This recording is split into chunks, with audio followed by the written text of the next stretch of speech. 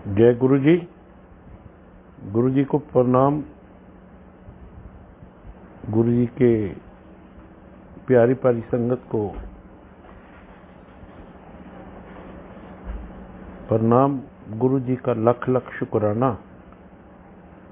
और एक बार फिर गुरु जी ने आप लोगों के समक्ष रूबरू होने के लिए एक प्यार भरा आमंत्रण दिया है। तो जितना भी उस गुरु महाराज का शुक्राना किया जाए काम में, मैं इतना ही कहूँगा, इकते पैरों नंगी फिर दे, सिर ते मंगन छावा, सब कुछ दिता दाता, मैं क्यों ना शुक्र मनावा। मुझे नहीं पता वो कौन सी घड़ी थी, वो कौन सा समय था जिस समय गुरु महाराज ने बुलाया था मुझे। उस टाइम मैं एक छोटे से बिजनेस में जुड़ा हुआ था, इलेक्ट्रॉनिक्स के और रेस्टोरेंट के। हालात बड़े बस थे, परेशानियां ही परेशानियां, पैसे की, फैमिली की, इतनी परेशानियां थी मेरी लाइफ में कि मुझे समझ नहीं आता था। हर वेले में मौत मांगता था। और जुड़ना कैसे हुआ मेरा, उस टाइम ये मैदानगढ़ी विलेज होता था, ये इंदिरा ओपन यूनिवर्सिटी ढूंढ थी। मैं सन 90 की बात बता रहा हूँ। तो मैं इलेक्ट्रॉनिक्स बिजनेस था, तो उस गांव में मैदानगढ़ी के अंदर टीवी इंस्टॉल कराने जाता था अपने स्टाफ के साथ। कुछ नहीं पता था, ये सारा जंगल था। कभी सोचा भी नहीं था ऐसे गुरुजी मिलेंगे, मैं जुड़ूंगा और मुझे हर क्वेश्चन का आंसर मिलेगा। तो एक अंकल मेरे पास आए, यूसुफ सर शॉप थी जहाँ हमारी, तो वहाँ बैठा था। वो आए तो उन्होंने थोड़ा सा बताया, मगर मैंने ऐसे किसी बाबा के चक्करों में पड़ने, क्योंकि मैंने कोई इससे पहले जगह नहीं छोड़ी थी, मगर मेरी समस्या का हल मुझे कहीं नहीं मिल रहा था। तो मैंने सुना, इधर से अनसुना कर दिया। छोटा सा परिवार में जब कहीं सोचता था जाने के लिए, तो सुनना पड़ता था, तो इन चक्करों में पड़ जाता है बाबू के।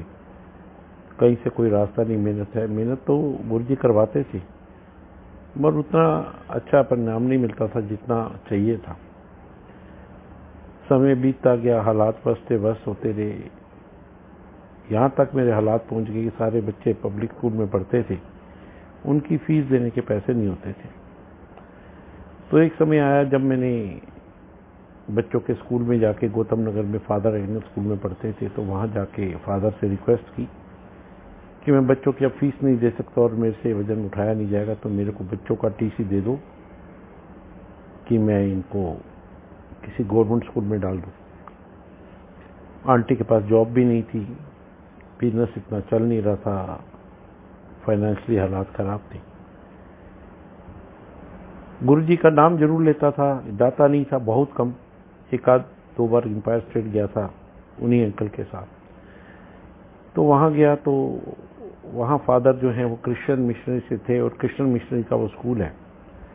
तो उन्होंने भी देखा मेरे आगे बिजनेस था, तो एक टाइम तो ठीक था, आज ये क्या हुआ। तो मैंने उनको बात बताई। तो उनको, जब उन्होंने मेरे से बात की फीस नहीं दे सकता, टीसी दे दूं, तो उन्होंने कहा तू कौन है इन बच्चों का टीसी लेने वाले। तो वो मुझे ऐसे लगा मेरे गुरु महाराज बोल रहे हैं। कहते हैं बच्चे तो हमारे हैं, आपको तो सिर्फ कस्टोडियन रखा हुआ है, आप इनकी परवरिश करो, देखो देखभाल, हम टीसी नहीं देंगे। मैंने कहा मैं फीस नहीं दे पाऊंगा तो कैसे गाड़ी चलेगी। तो उन्होंने मुझे एक ही बात कही कि आप इनकी जो क्वार्टर की बस फी है, उस टाइम पे 150 रुपये होती थी, 450 रुपये मुझे 3 बच्चों के देने पड़ते थे। तो कहते हैं वो देते रहो और बच्चों की एजुकेशन है वो कंटिन्यू, क्योंकि बच्चे बड़े इंटेलिजेंट थे। ठीक है, चलता रहा, सिलसिला चलता रहा कई साल तक। बच्चे जो टीसी लेने का मेरा जो चैप्टर शुरू हुआ, तो वहाँ से तो ये लगा कि फादर ने, वो गुरु महाराज बोल रहे थे, उनका मैसेज था कि टीसी नहीं देना। उसका रिजल्ट हुआ कि बच्चे धीरे धीरे पढ़ गए। उसके बाद फिर जैसे उनको गुरु महाराज को याद किया, मैं मिला, गया, माथा टेका, तो उनका एक ही था कि जा अपने परिवार दी देख, अपना बिजनेस देख, मैं सब ठीक कर दूंगा। इच्छा थी सेवा करने की, मन में मांग नहीं सका क्योंकि उस टाइम मांग के लिए मना किया हुआ था। तो उनका यही था मैसेज कि वक्त आते सब ठीक हो जाएगा। सबसे पहले मेरी आंटी को उन्होंने जॉब दी, कोई जॉब भी ऐसी दी, गवर्नमेंट जॉब टीचर की, उनका इशारा था कि अप्लाई कर, काम हो जाएगा। तो जैसे ही मैंने आंटी को जॉब के लिए अप्लाई कराया तो आंटी की जॉब लगी। तो मुझे एक तरफ से तो निश्चिंत हो गया कि मेरे घर की रोटी परिवार, जो कि हम सुबह की रोटी खाते थे तो शाम को इंतजार करते थे कि आज लंगर कहां से आएगा। और आज गुरु महाराज की कृपा है, मेरा इतना विश्वास है कि मैं जितना भी 7 जन्मों तक उनका शुक्राना नहीं कर सकता। परिवार में मेरे कोई नहीं जाता था, क्रिटिसिज्म होता था कि क्यों जाता है, क्या हो जाएगा, तेरे दिन ठीक कर देंगे। मगर मेरी एक जिद थी कि मैं उनको दरबार कभी कभी जाना और गुरु को याद करना, सवेरे शाम नाम जपना, जो मेरी रूटीन थे आज तक है। उसका रिजल्ट है गुरु जी कहते एक भी परिवार तो आएगा तो मैं पूरे परिवार का कल्याण कर दूंगा। आज गुरु महाराज की मेहर है कि परिवार में टोटल हम 5 भाई 2 बहनें, उनके 16 बच्चे हैं। 16 में से 12 बच्चे MBBS डॉक्टर हैं। आज समय के परिवर्तन का वो डिफरेंट है, कुछ डॉक्टर हैं, कुछ डिफरेंट फील्ड में ट्रांसफर हो रहे हैं। मोस्टली बच्चे इंडिया से बाहर ही सेटल हैं। और आज गुरु महाराज का पूरा परिवार शुक्राना करता है। बीच में मैंने कई उतराइयां चढ़ाइयां, कहने उतराइयां चढ़ाइयां हर जीव ते आंदियां ने, अगर कृपा हो तेरी ते हंस के लंघ जांदियां में। 2007 में गुरु जी की महासमाधि 31 मई को लेते ही संगत में मुझे एक मैसेज था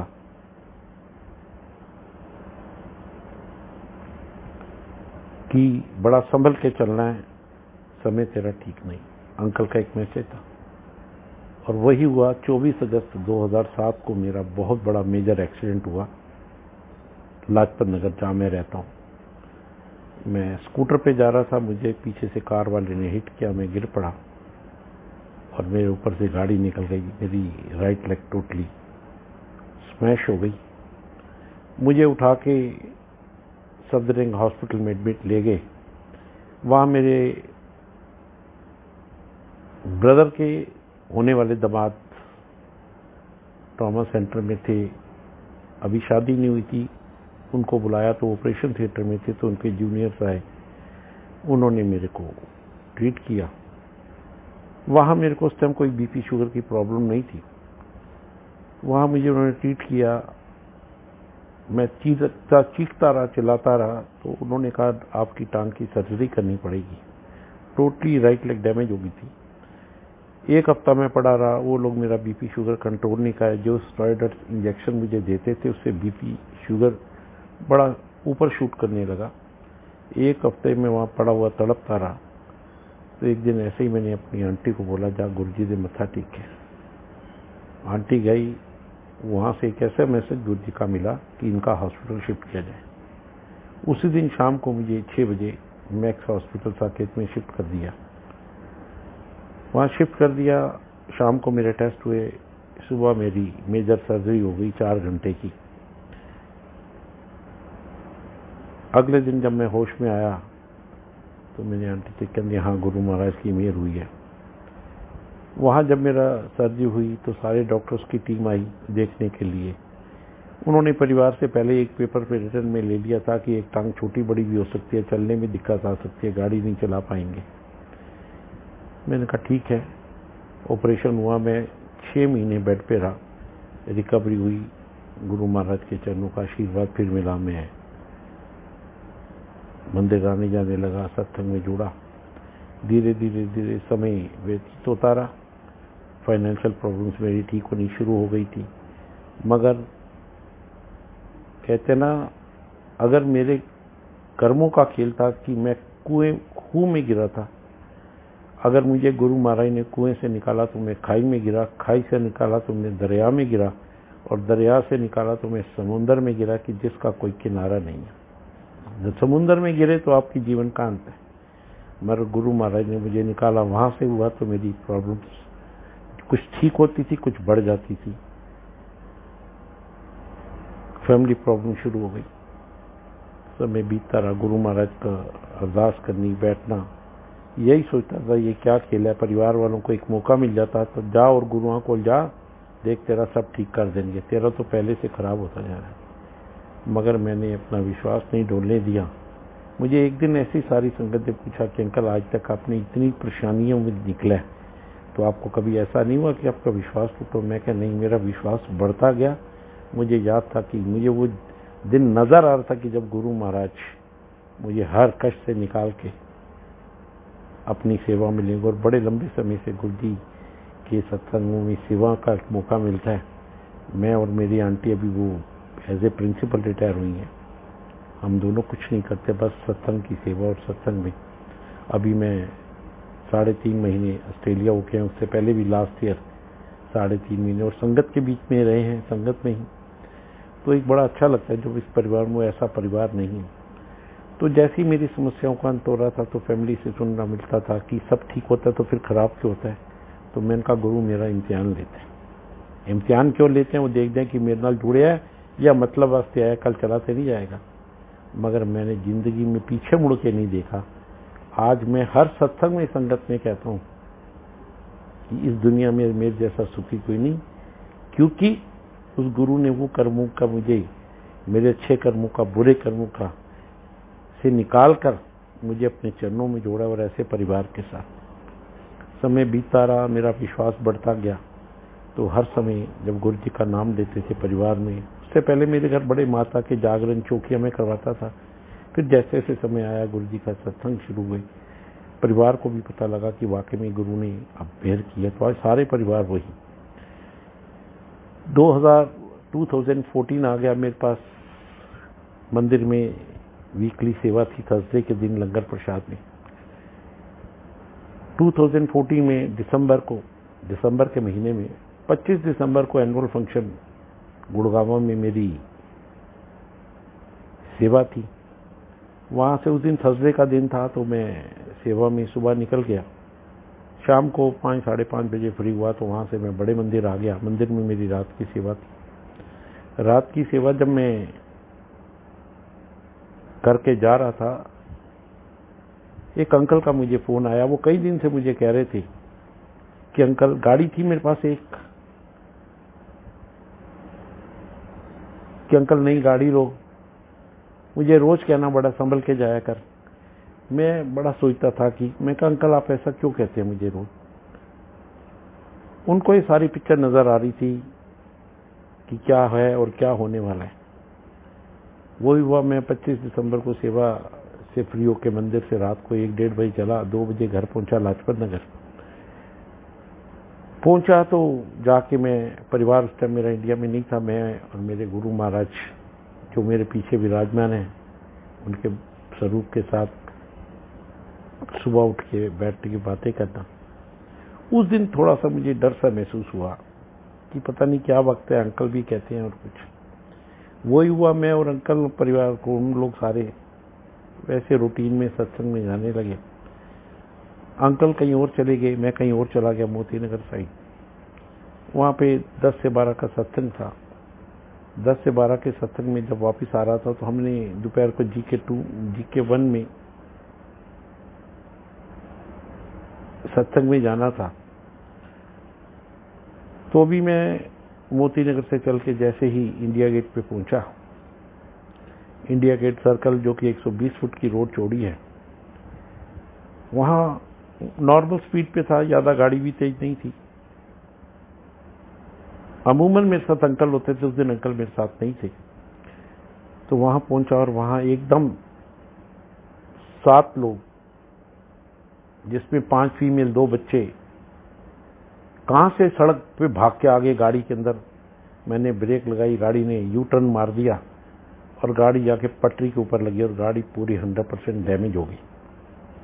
जो लोग आ गए थे सब तो रोड पार कर गए। मैं एक अंकल थे 42 ईयर्स के, वो पटरी पे उनका पैर नहीं पड़ा, वो नीचे गिरे और पटरी उनके सिर पे लगी। वो 18 इंच की पटरी है उनकी, आप अगर जाएंगे तो ध्यानचंद स्टेडियम के सामने देखेंगे तो 18 इंच की पटरी है, वहां लगी। वो गिरे, उनको ब्लीडिंग हो गई। मैंने उतर के, गाड़ी बिल्कुल डैमेज हो चुकी थी, तो मैंने उनको साइड पे डाला। उनके परिवार के लोग थे, उन्होंने मेरे से हाथापाई शुरू कर दी कि आपने, मैं कहा वो तो गाड़ी से टच नहीं किए, मैंने तो गाड़ी को पटरी में बचाया कि आप लोग मेरे से टकराए नहीं। उन्होंने बड़ी बदतमीजी की। वो अंकल को फटाफट एम्बुलेंस बुला के उसमें हॉस्पिटल भेजा गया। मेरे पास कोई नहीं था, मेरे गुरु महाराज। मैंने अंकल को फोन किया, परिवार में कोई नहीं था, बच्चा नहीं था। ब्रदर को फोन किया तो ब्रदर को एक ही मौका मिल गया, बड़े गुरु गुरु करदास की सत्संग तो आ रहे, देख लिया तेरा क्या हाल होया। उन्होंने आके जब साइड पोजीशन देखी तो उस अंकल की हालत का पता किया तो काफी सीरियस थी। कहता और जा गुरुदेव सत्संग आई, और गुरुदेव सत्संग कर जा, उन 20 साल वास्ते अंदर उन देखा तेन गुरु तेरा बचाएगा। पहले तो मुझे बहुत बड़ा झटका लगा उनकी बात सुन के, क्योंकि मैं ऐसे किसी केस में कभी एक्सीडेंट, कभी पुलिस के अंदर इन्वॉल्व भी नहीं हुआ। तो मेरे अंदर से एक आवाज आई,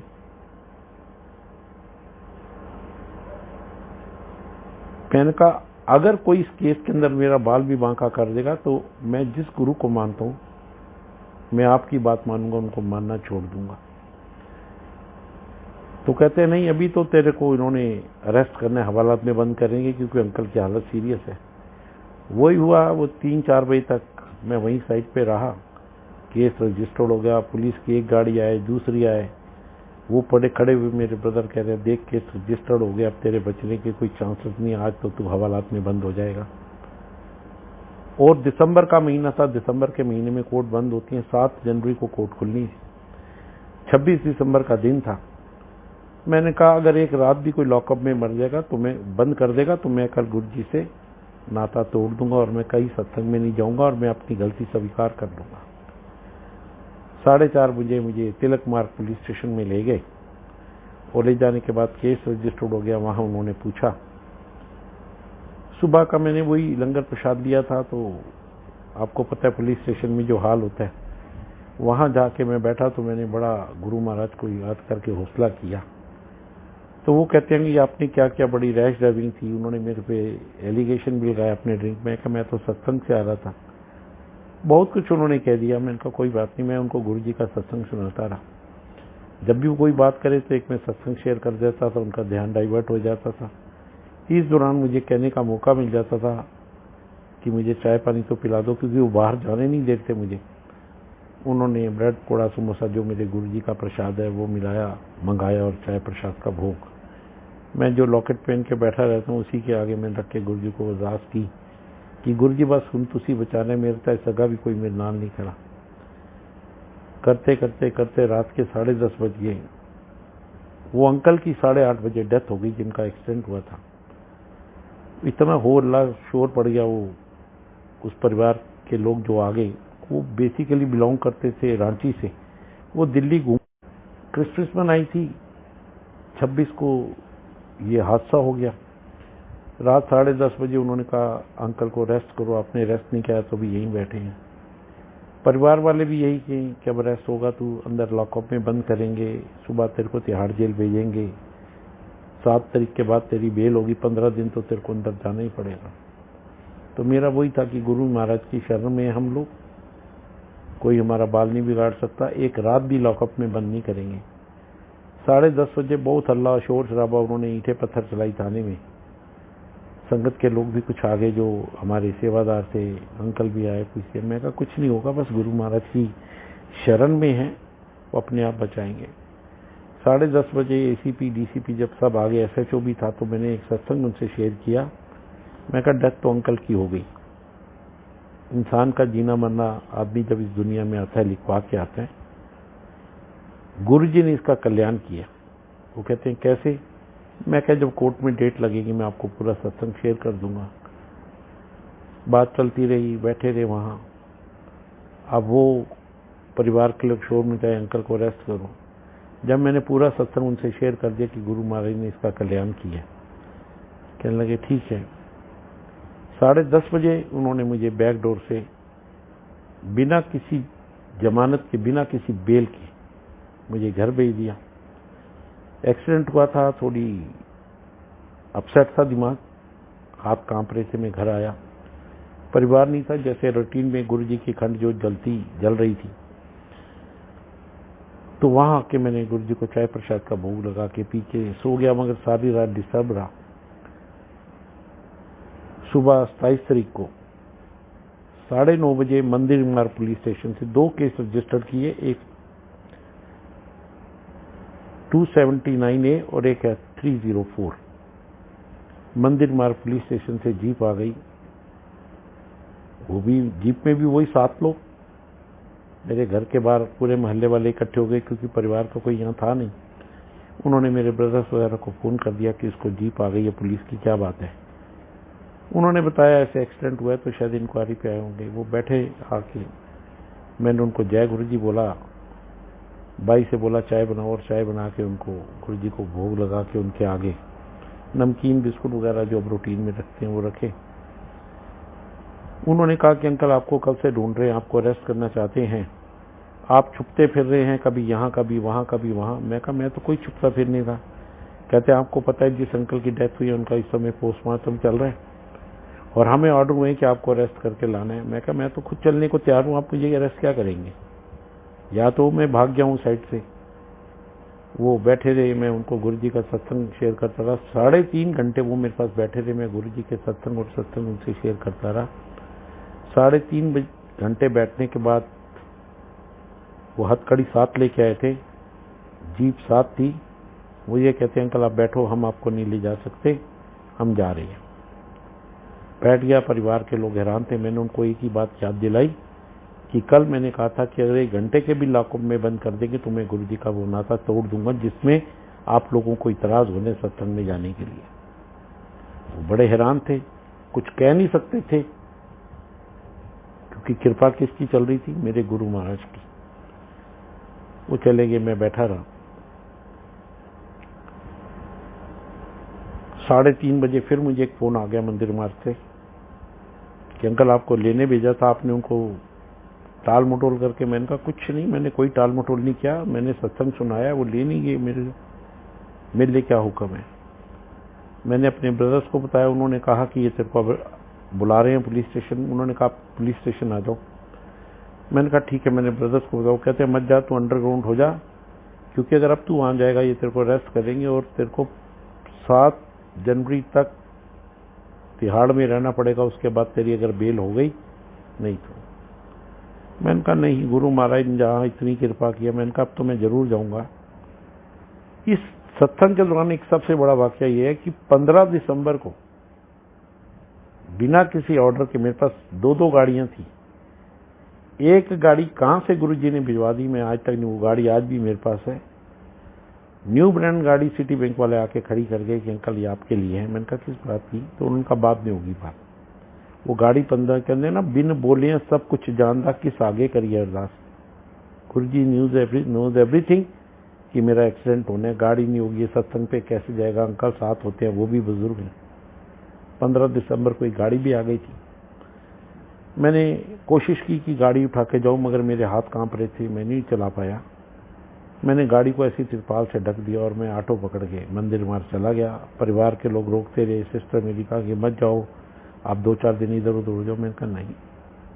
मैं वहां गया, वहां SI थे, SHO, पूरा स्टाफ मुझे देखा, बड़ी जोर से चिल्लाए कि अंकल कल 1:30 बजे का एक्सीडेंट हुआ है और अभी तक आप अरेस्ट नहीं हुए, आइए आपको अरेस्ट करने। मैं अपना गुरु जी की लॉकेट ऐसे ही जो ये पटका बांधता हूँ, गुरु महाराज की ब्लेसिंग्स है, ना किसी कोरोना को आने देता है, ना किसी परेशानी को पास आने देता है। ये गुरु महाराज की ब्लेसिंग्स है मेरे। मैं चला गया और जाने के बाद बहुत चिल्लाए वो मेरे पे। मैंने कहा चिल्लाने की जरूरत नहीं, मैं आ गया हूँ, आपने जो कार्रवाई करनी है करो।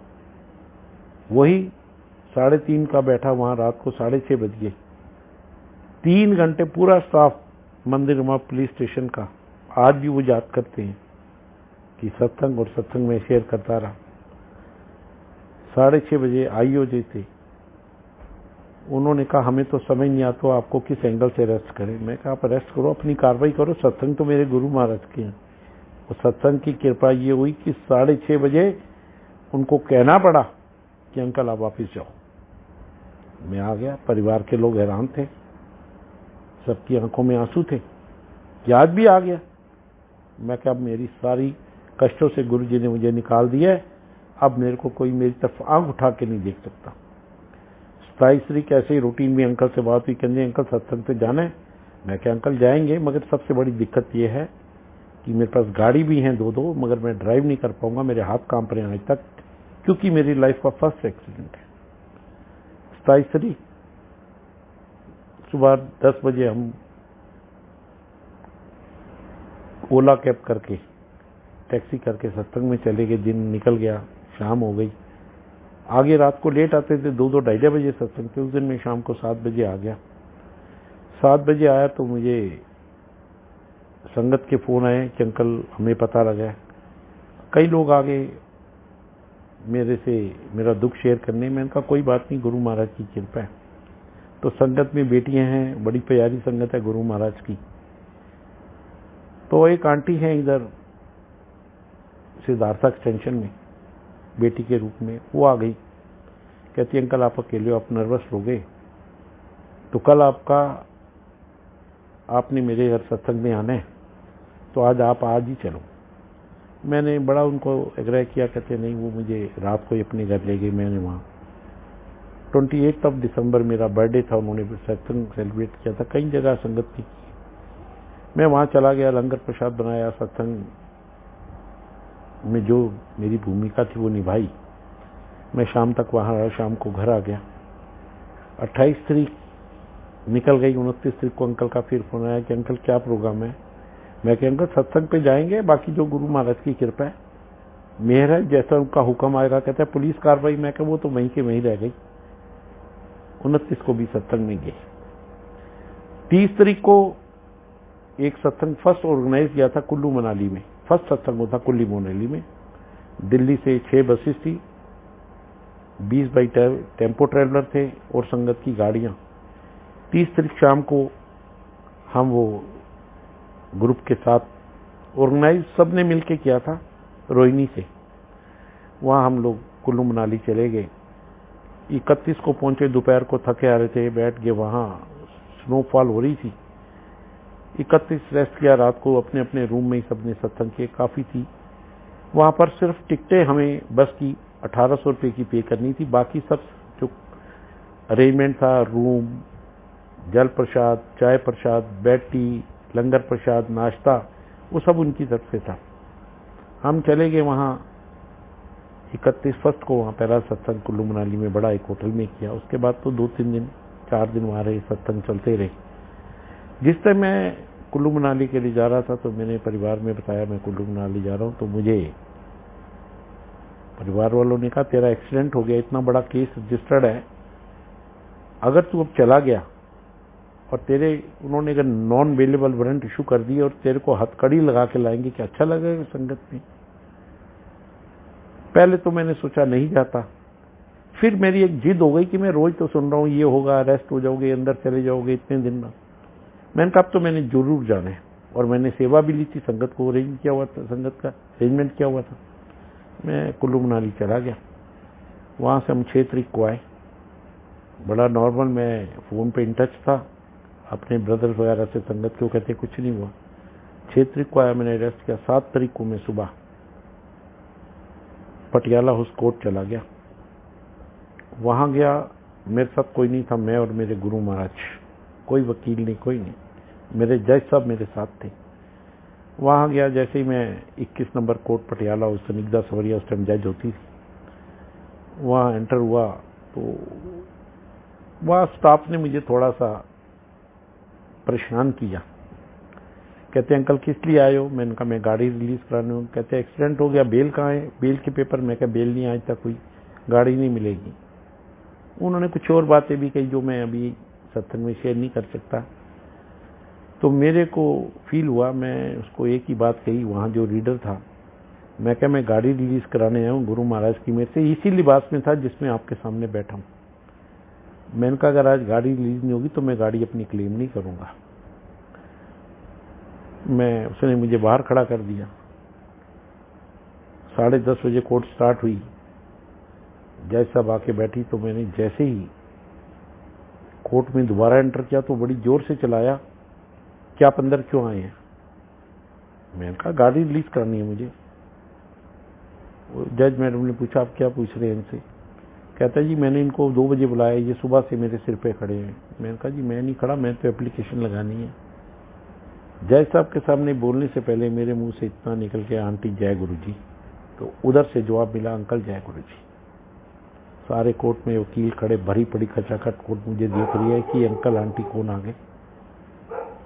जज साहब ने बात सुनी, 1 मिनट पे वहां सिग्नेचर किए, मेरी गाड़ी रिलीज कर दी। मैंने कहा आंटी मुझे इसको कंपनी में क्लेम के लिए भेजना है, गाड़ी को क्रेन आई हुई है।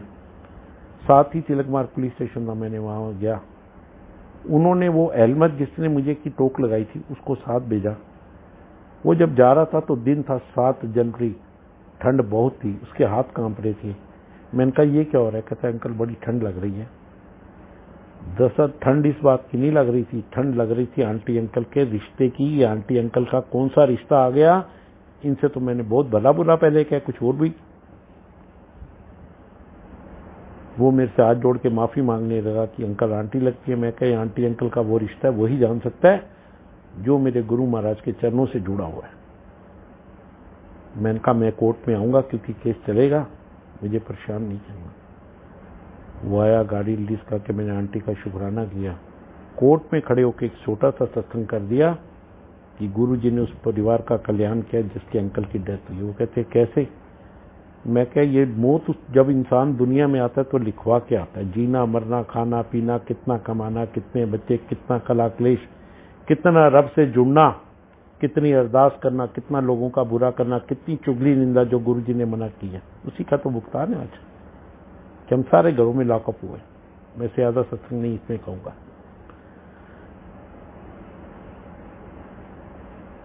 मैंने उनको सत्संग से वो कहते कैसे कल्याण किया। मैं अगर इसको कोई बस वाला मार जाता, बिहार में ये लड़ते हैं रांची में, मियाँ बीवी नदियों में कूद जाते हैं, इसको कुछ नहीं मिलना था, किसी ट्रेन के नीचे आके मर जाता। मैं कहा ये मेरा गुरु संगत के आगे, जिसकी की गाड़ी कंप्रिहेंसिव इंश्योरेंस है, मेरी LIC में 3rd पार्टी एक्सीडेंटल कवर है, इसका गुरुजी ने कल्याण कर दिया। मौत तो इसकी होनी थी और बलि का बकरा बना मैं।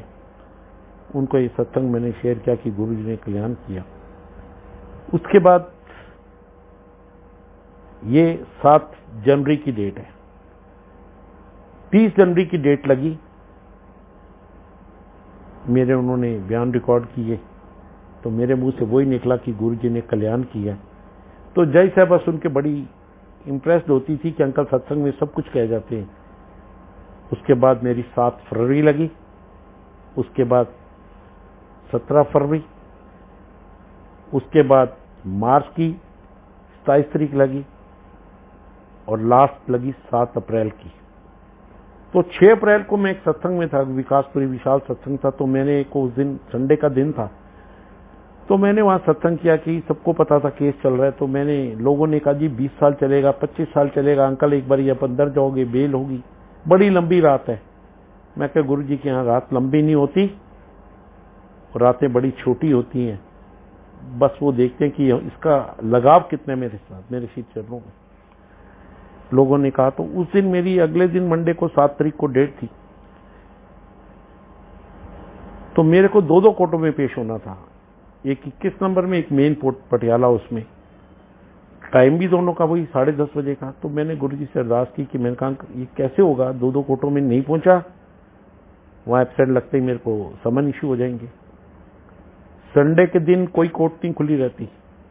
हम विकासपुरी से सत्संग कर सके, मैं और अंकल। उसके बाद हम लोग द्वारका के लिए निकले और द्वारका के सत्संग में जाते आते मुझे कोर्ट से फोन आया कि अंकल आपकी 2 डेटें हैं कल, एक 21 नंबर में, एक मेन कोर्ट में हरीश दुदानी के यहाँ, वो कंपनसेशन के लिए थी। मैंने कहा फिर, तो कहते अंकल आपको दोनों जगह आना है। मैं कहा 2 जगह कैसे आएंगे। उन्होंने फोन बंद कर दिया। आधे घंटे बाद मुझे फोन आया, भी हम ऑन द वे थे, कि अंकल आपको एक डेट आपकी 10:30 बजे, दूसरी 12:30। तो मैं 10:30 बजे जो मेन कोर्ट में मेरी डेट थी, मैं वहां पहुंच गया। वहां हर डेट पे जिन अंकल की डेथ हुई थी, जो सबके परिवार के आते थे, उनके हाथ में हॉकी लाठियां वाठियां पकड़ी होती थी। उनकी कोशिश होती थी एक अंकल पे हमला किया जाए। मैं होता था, मेरे साथ कोई नहीं होता था, मेरे गुरु महाराज अकेला, क्योंकि परिवार वाले भी नहीं थे। फिर थोड़ों को ये भी था कि ये हमारी बातों के अगेंस्ट चलता है, ये गुरु जी के हिसाब से चलता है। मैं तो उसी के हिसाब से चलना है जिसने मेरी बाह पकड़ी है। जे तू ना फड़दा बाह असीर उलझाना सी, अगर तू ना देंदा था असीर उलझाना सी। मैं मेन कोर्ट में पहुंचा, उनके परिवार के लोग पूरे कोर्ट के अंदर ही आ गए परिसर में। मैंने जज साहब को इशारा किया, उन्होंने सबको बाहर कर दिया। उनकी वाइफ थी, उनका ब्रदर इन लॉ था, उसने जज साहब को बोला मुझे खर्चे भेजने के लिए पैसे दे दो, 50,000 रुपये इनसे लेके। तो मैंने अपनी स्टेटमेंट में बताया कि ऐसे ऐसे मेरे लॉयर मेरे साथ थे, और जज साहब सबसे बड़े मेरे गुरु महाराज जज साहब जो मेरे साथ साथ चलते थे। उन्होंने जो डॉक्यूमेंट प्रोसीड वहां शो किए थे, उसके अंदर कहा था ये लेक्चरर था, इसके इतने हैं। उस अंकल के 4 बच्चे पहले थे, 2 माँ बाप, 6, 7वीं वाइफ। और जिस टाइम एक्सीडेंट हुआ उनकी वाइफ फैमिली वे में थी। 1 हफ्ते के बाद एक बच्चा और हुआ, उनके यहाँ बेटा। 8 लोग डिपेंडेंट, तो उसने कहा। तो जज साहब ने जब उसकी फाइल निकाल के उसका रिकॉर्ड चेक किया तो कहते आपने तो इसमें लिखा है ये लेक्चरर से इतनी सैलरी थी, तो फिर आपको पैसे की क्या कमी है? आप कहते हैं मेरे पास खाने को नहीं है। उन्होंने फाइल ओपन कर दी। जब कंप्यूटर पे रिकॉर्ड मंगाया, हमें 2 घंटे का टाइम मिला, और उस पर सारी ओपन हो गई कि ये जिस अंकल की डेथ हुई इज ओनली लेबर क्लास, जब यूनिवर्सिटी बनी थी। फेक डॉक्यूमेंट्स देने के चक्कर में उन पर उल्टा केस हो गया। उनके वकील को अंदर ही मीमो जज साहब ने इशू कर दिया, और उन्होंने कहा मैं ये केस को भी फाइनलाइज करूंगा। कंज्यूमर कोर्ट के हिसाब से ये था 7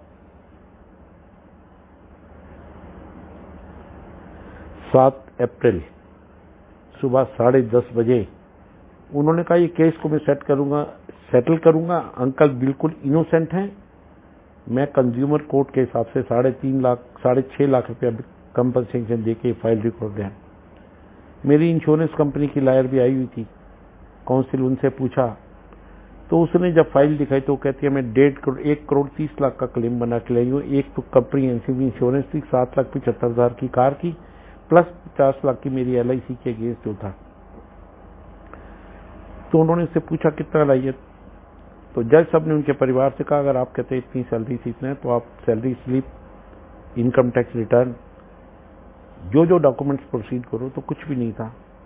उन्होंने वार्निंग देके 2 घंटे का टाइम देके हमें बाहर खड़ा कर दिया। उनकी वाइफ से मेरी बात हुई तो वो लड़ने के लिए पड़ती थी मेरे को। मैंने कहा तेरा गुरुजी ने कल्याण किया। कहते कौन से गुरुजी? लॉकेट पकड़ा, मैंने दिखा दिया। मैंने कहा इन गुरुजी ने। मैं कहा मौत तो होनी थी, कुछ भी नहीं मिलना था। मैंने उनसे पूछा तुम कितना पैसा लेना चाहते हो जो कि केस सेटल हो जाए, क्योंकि मैं कोर्ट कचहरी के चक्करों में नहीं पड़ना चाहता। मैं सबसे ज्यादा तो हैरान इस बात से, उस संगत से, उन लोगों से जिन्होंने कहा था 20 साल केस चलेगा।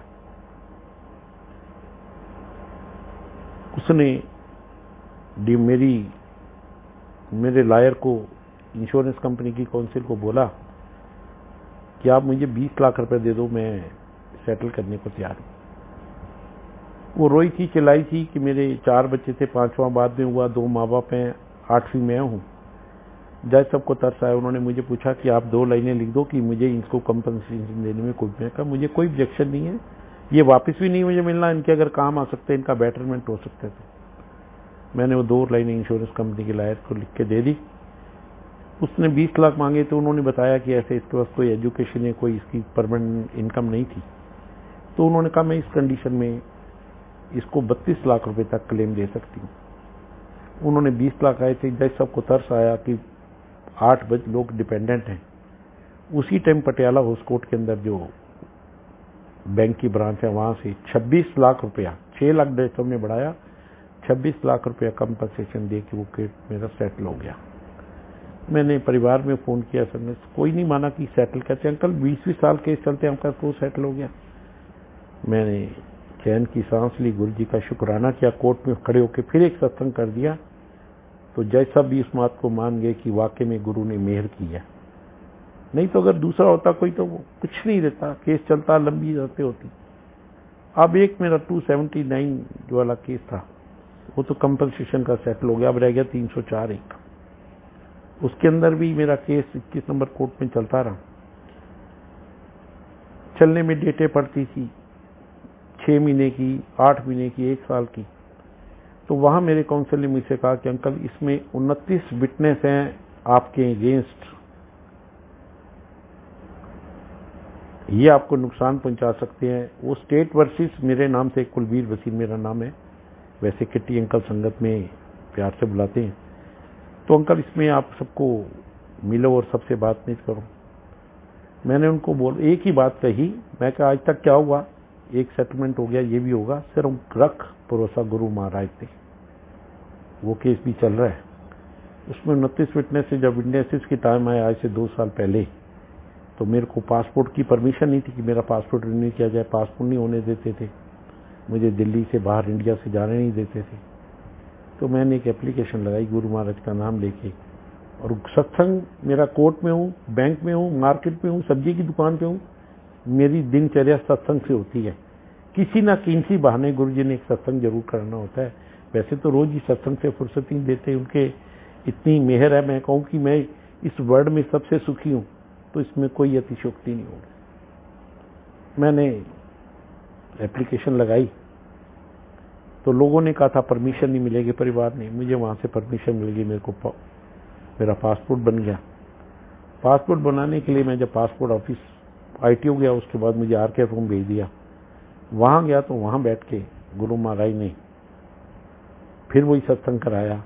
आज गुरु महाराज की है कि वो RK पुरम पोस्ट ऑफिस का आधे से ज्यादा स्टाफ हमारे गुरु चरणों से जुड़ा हुआ है।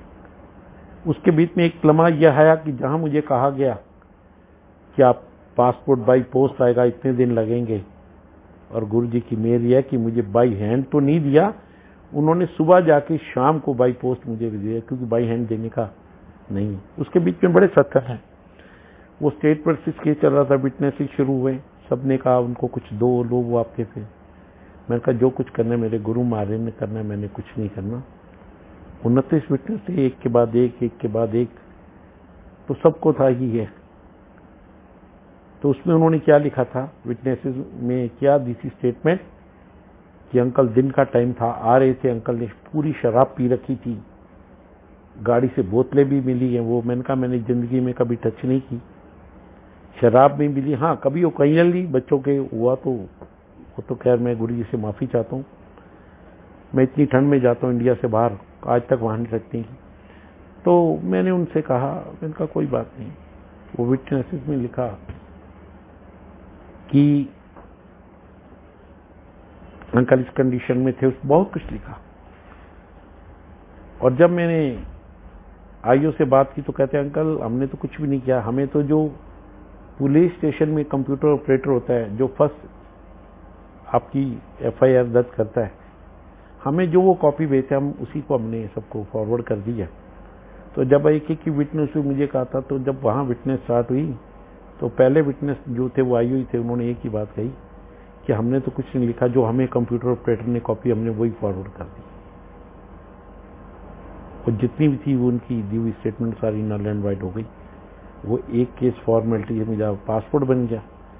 मैंने बाहर जाने के लिए कहा तो मुझे कहते हैं आप बाहर नहीं जा सकते। मैंने उनको बताया ऐसे ऐसे मेरी डॉटर भी है, मेरा संगत परिवार है, मैं जाना चाहता हूँ। तो आज से 2017 में पहली परमिशन मिली, मैं फर्स्ट टाइम गया 3.5 महीने के लिए। अभी मैं 19 में 3.5 महीने के लिए और संगत में रहूं, उसमें बड़ी कृपा है गुरु जी की, इतना प्यार मिलता है संगत का। वो केस एक फॉर्मेलिटी से चल रहा है।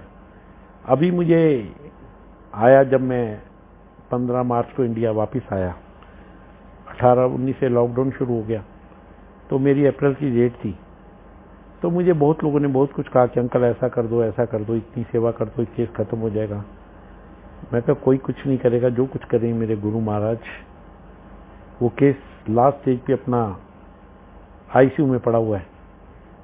तो बहुत कुछ उन्होंने कहा तो मैं हंस देता था। मैं कहती गुरु जी तुसी मनु वो रंग दिखाए कि जिदे हस्ते में थोड़ा गुणगान बिना रह ही नहीं सकता। और उसमें बहुत कुछ हुआ, वो डेट पे डेट, वो कहाँ अप्रैल और कहाँ जुलाई है, तो वो भी क्या है कि एंड के ऊपर है। मुझे पता है वो केस क्लोज होने जा रहा है। तो जब मैंने लगा तो बीच में बड़े ऐसे सत्संग हुए कि जहाँ मेरे से केस से रिलेटेड बड़े लोगों के घर आना जाना हुआ, तो उन्होंने एक ही अंकल चिंता क्यों होगी, गुरु जी है ना। तो आज उस केस की पोजीशन है। और जब से लॉकडाउन हुआ है, मेरी एक संगत से गुजारिश है, मुझे आप कहीं भी बुलाएंगे सत्संग के लिए मैं आऊँगा, सिर झुका के, सिर के बल चल के। सिर्फ आपने मुझे एड्रेस देना है और कोई इसमें चार्जेस नहीं, कुछ नहीं। आप जिस टाइम अभी मैं घर पे हूँ, लॉकडाउन में हूँ, तो उसमें भी एक गुरु जी ने सेवा दी है। मैं अपने मुंह से नहीं कहूँगा, संगत को पता है। और मैं जब उनको याद करता हूँ, अपने दिनों को याद करता हूँ कि रात का लंगर नहीं था, तो आज लंगर बांटने की एक सेवा दी है, तो देख के खुशी मिलती है। परिवार में बच्चे सारे सेटल है, बहुत अच्छी पोस्ट। शुक्राना बहुत बहुत गुरु जी, सारी संगत को, सारी साथ संगत को तो हमारी तरफ से इसके बीच में बड़े बहुत सत्संग प्यार है। भरा एक सत्संग और शेयर करूंगा। जय गुरु जी। तो आप सबका बहुत बहुत शुक्राना। दूसरा सत्संग शुक्राना मेरे मालिक दा। थोड़ा जय गुरु जी, जय गुरु जी।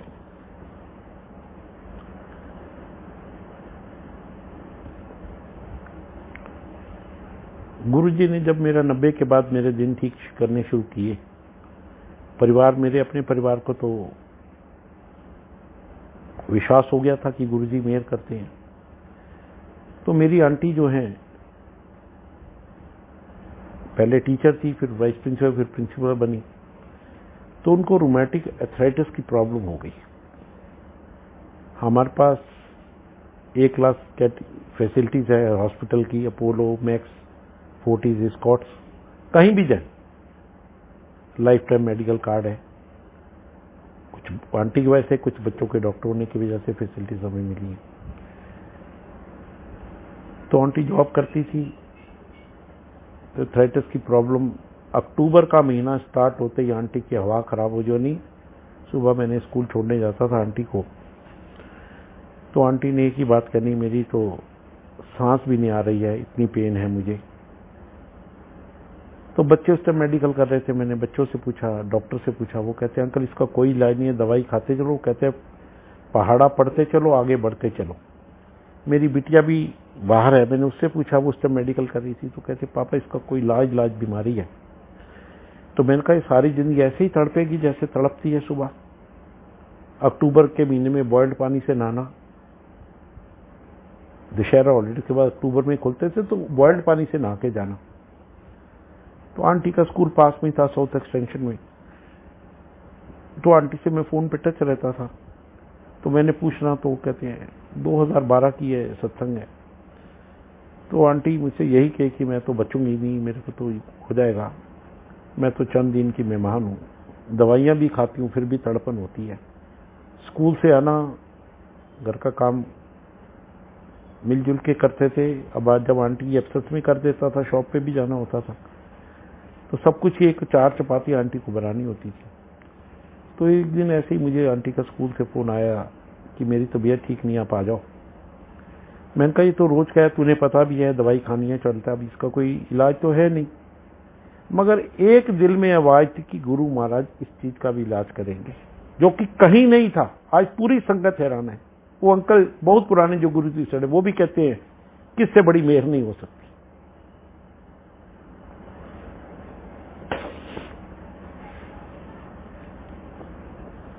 मैं शॉप पे था, मैंने थोड़ा अवॉइड किया।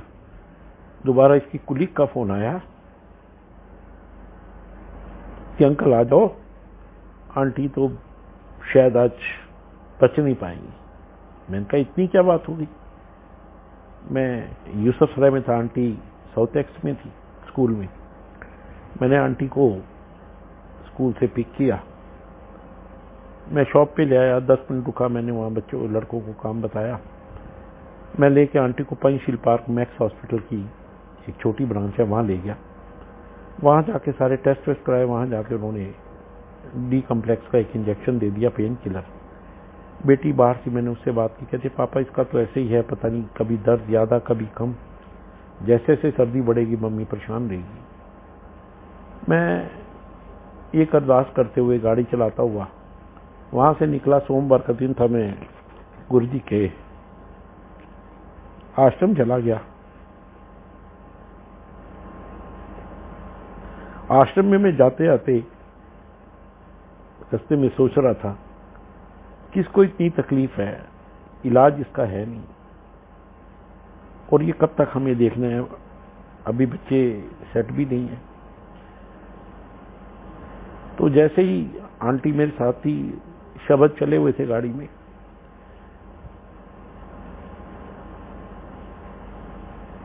तो फतेहपुर बेरी की मार्केट के पास पहुंची तो मुझे कहती हैं, वहाँ एक रमेश स्वीट शॉप थी, तो कहती है मुझे जलेबी खानी है। सुबह 10:30 11 बजे का टाइम था। मैंने कहा हम बड़े मंदिर जा रहे हैं, हम वापसी पे जलेबी देखेंगे, खानी है, अभी तो पहले मंदिर जाएं, फिर रश हो जाएगा, फिर दर्शन करने में टाइम लगेगा। तो मेरे दिमाग में उल्टे सीधे विचार कि पता नहीं क्यों आज जलेबी है, ना ये मीठा ज़्यादा खाती है, क्या वजह। उसके बाद मैंने बात करके अपना शब्द सुनते हुए जा रहा था बड़े मंदिर। जैसे एंट्री की, अंदर पार्किंग में गाड़ी लगाई। गाड़ी लगाने के बाद हम, आंटी ना झुक सकती थी, ना बैठ सकती थी, ना लेट के माथा टेक सकती थी, सारी बॉडी में पेन रहती थी। गणेश जी की मूर्ति पे माथा टेका, अंदर समाधि पे माथा टेका मैंने लेट के। आंटी ने खड़े होके, जैसे ही शंकर जी की मूर्ति के पास पहुंचे तो एक आवाज आई कि आज तेरी समस्या का निदान मैं कर दूंगा। एक अंदर से ख्याल सा मुझे आया। मैं 5 मिनट तो घबरा गया कि ये कैसे निदान, उल्टे सीधे विचार की कुछ हो ही ना जाए। अभी आंटी खड़ी हुई थी, मैं झुक के माथा टेक बैठा था, आंटी तो टेक नहीं पाती थी, वो ऐसे ही हाथ जोड़ के खड़ी थी। तो जो शंकर जी की फाउंटेन के अंदर मूर्ति स्थापित है, उसमें शेषनाग का फन है, उसके सेकंड फन से रिफ्लेक्शन निकली 7 दफा, कभी ब्लू, कभी व्हाइट, कभी रेड, कभी येलो, कभी ग्रीन, लास्ट में पिंक निकली। और ओवल शेप में आंटी को ऐसे पढ़ के, आंटी को मैंने कहा देखा आपने मुझे रिफ्लेक्शन? तो कहती है हाँ। वो साइंस टीचर है मैथ्स की, तो उसको एक जगह कहते हैं नहीं ऊपर कोई लैंप लगा है, शायद वो घूम रहा है। मैंने कहा नहीं, आज गुरु जी ने तेरे पे मेहर की है। तो आंटी का विश्वास नहीं बना। मैं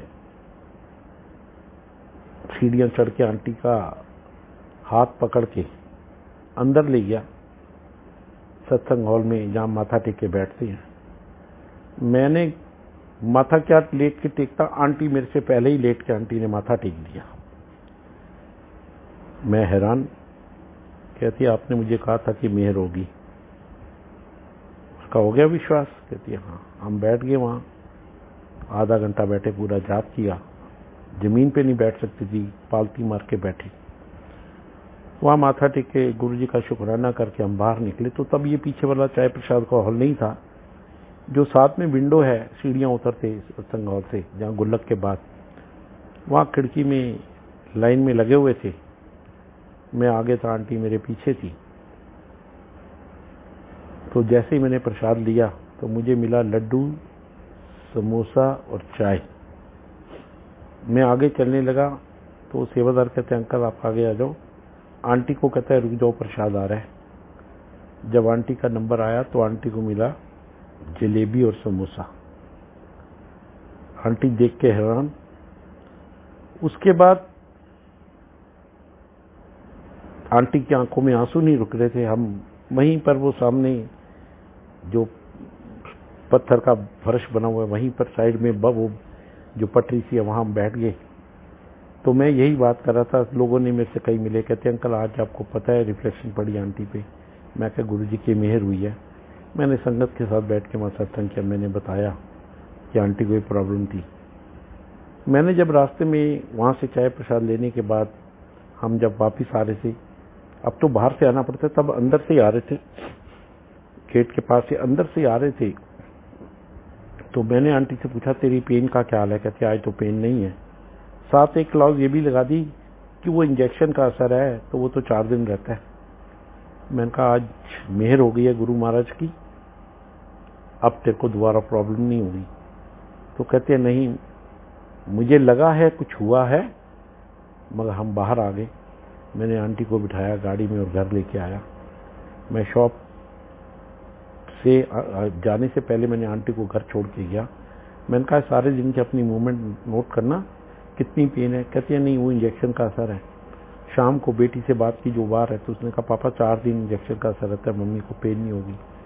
अगले दिन सुबह उठे तो गीजर में ऑन करता था, तो मैंने आंटी को पूछा भाई गीजर ऑन कर दो, आपने नहाना है? तो कहती है नहीं आज मैं ठंडे पानी से नहाने की कोशिश करूंगी। मैं कहा कोशिश का क्या मतलब है? मैं कहा कल मैंने तेरे को एक ही बात कही कि गुरु महाराज ने कृपा की है। आंटी बड़े हैरान। आंटी ठंडे पानी से नहाया, जो कि बॉयल्ड पानी से नहाती थी। स्कूल गई, सारा दिन मैं स्कूल में आंटी के साथ रहता। मैंने कहा क्या रहा? कहती है बिल्कुल आज मैं ठीक रही। एक दिन कहती है भाई 4 दिन भी तो हैं इंजेक्शन के। मैं कहा कोई नहीं 4 दिन, 1 दिन 2 दिन 3 दिन 4 दिन, वो 4 दिन का समय भी निकल गया। मैंने कहा अब तो 5वां दिन हो गया। मैंने कहा चल 6ठा भी देखते हैं। मैं कहा 7 मेरे गुरु का नंबर है। हमने 7 दिन वेट की। 7 दिन ये आंटी को पूछा कि जो तू 22 गोलियां डेली खाती थी, 7 सुबह ब्रेकफास्ट में, 7 दोपहर को लंच में, 7 डिनर में 21, और 22वीं आंटी खाती थी नींद की कंपोज की गोली सोने के लिए। 7 दिन तो मेरे गुरु के नंबर के थे। वो दिन के बाद आंटी को लाइफ में दोबारा पेन नहीं हुई। आंटी का परिवार का इतना विश्वास बढ़ गया कि आंटी शायद मैं कोई सत्संग, वैसे तो कभी नहीं, हम इकट्ठे ही जाते हैं, तो नहीं तो सबसे पहले आंटी का होता है कि नहीं गुरु महाराज जी हाजिरी। तो गुरु महाराज का लख लख शुक्राना, आप सबका बहुत बहुत शुक्राना। सब पे गुरु महाराज की कृपा बनी रहे। अभी लॉकडाउन के बाद मेरे सारे टेनेंट चले गए, जो कि मेरी आंटी की पेंशन और रेंटल इनकम से घर चलता है, नहीं है, सब चले गए। मगर वो कहाँ से दे रहे हैं, कहाँ से संगत में सेवा करवा रहे हैं, बस उनको याद करता हूँ, आंसू बहाता हूँ सुबह शाम। रूटीन एक है कि सवेरे 3:30 बजे उठ के, उसके बाद जरूर सो जाता हूँ मैं 6 बजे। वो जो उनका नाम लेना है उसी में है। मैंने अमृत वेले के सत्संग भी गुरु जी ने शुरू कराए थे, मगर साथ एक क्लॉज लगा दे कि अमृत वेले से सत्संग नहीं करने, तो मैं अब अमृत वेले में नहीं जाता हूँ। हर वेले शुक्राना करता हूँ। बच्चे भी परिवार के, आज सब परिवार चढ़ती कलाओं में है। कभी लाइफ में पीछे मुड़ के नहीं देखा। कहना ना 3 लोक नोखंड में, गुरु से बड़ा न कोई, करता करे न कर सके गुरु कर जो। तो गुरु जी का और गुरु परिवार का, इतनी प्यारी प्यारी संगत का, और जो आंटियां सेवा कर रही हैं, मैंने उनको भी किया है। और अभी जो ये एक लंगर सेवा की उन्होंने दी थी, मैं उन संगत का भी शुक्राना करना चाहता हूँ। सोनिया आंटी भी हैं, अंजू आंटी भी हैं, चांद अफजल भी, सब ने अपना योगदान देके इसको निभाया बड़े अच्छे। अब तो लॉकडाउन खत्म हो गया, मगर उसके बाद भी हमारी एक इच्छा रहती है कि कोई रात को बिना गुरु महाराज के लंगर के प्रसाद के ना सोए। ऐसे ही ये परिवार चलता रहे और ये दुख की घड़ी जल्दी कटे। मगर हमें बड़े ईमानदारी से फर्ज निभाना है और हर वेले गुरु महाराज का शुक्राना करना, चाहे वो किसी भी हाल में रखे। कभी कुछ नहीं मांगा, बस गुरु घर से निकलने से पहले एक ही कहना कि गुरु जी तुसी मेरे नाल जाना, मेरे नाल आना, मेरी दिनचर्या हंसदे खेलदे संगत परिवार जोड़ दे तुसी करानी है, और ऐसे ही चलता रहे। जय गुरु जी, जय गुरु जी। सोनिया कतूरी आंटी जो इतनी सेवा की गुरु जी ने उनको दी है, उनके परिवार में खुशियां ही खुशियां और सारी संगत में खुशियां ही खुशियां हो। एक बार फिर गुरु जी का शुक्राना। जय गुरु जी, जय गुरु जी। संगत जी, गुरुजी कहते हैं कि मैं सत्संग करने वाले और सुनने वाले दोनों को ब्लेस करता हूँ। तो संगत जी, अगर आप भी अपना सत्संग हमारे साथ शेयर करना चाहते हैं तो अपने सत्संग की ऑडियो या वीडियो रिकॉर्डिंग करके दिए हुए नंबर पर आप ईमेल कर सकते हैं, या फिर आप हमें व्हाट्सएप भी कर सकते हैं। संगत जी, हम आपका सत्संग फेसबुक और यूट्यूब दोनों पे शेयर करेंगे। और अगर आपने अभी तक हमारे चैनल को सब्सक्राइब नहीं किया है तो संगत जी चैनल को भी सब्सक्राइब कर लीजिएगा, बेल आइकन ऑन कर लीजिएगा ताकि आने वाले सत्संग की नोटिफिकेशन आपको सबसे पहले मिले। जय गुरु जी।